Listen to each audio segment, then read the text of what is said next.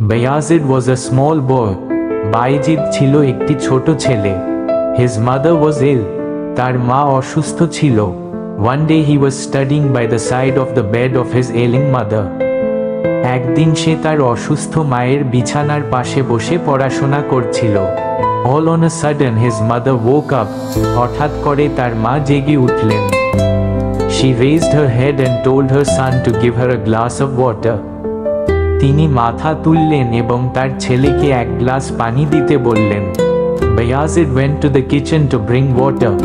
বাইজিদ পানির জন্য রান্নাঘরে গেল। He found the pitcher empty. সে দেখতে পেল কলসটি খালি। He searched for water here and there, but in vain. সে এখানে ওখানে পানি খুঁজল, কিন্তু কোনো লাভ হলো না। Then he decided to fetch water from the nearby fountain.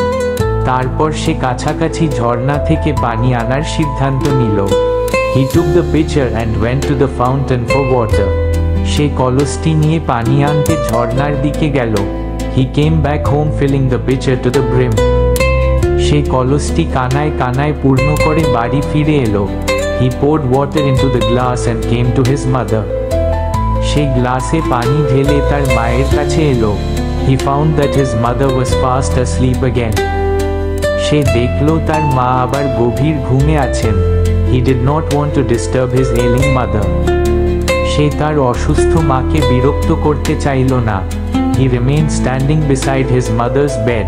সে মায়ের বিছানার পাশে দাঁড়িয়ে থাকল। His mother awoke in the morning and found her son standing beside her bed. সকালে তার মা জেগে উঠে দেখলেন তার ছেলে বিছানার পাশে দাঁড়িয়ে আছে। She embraced her son with deep love and prayed to God for her son.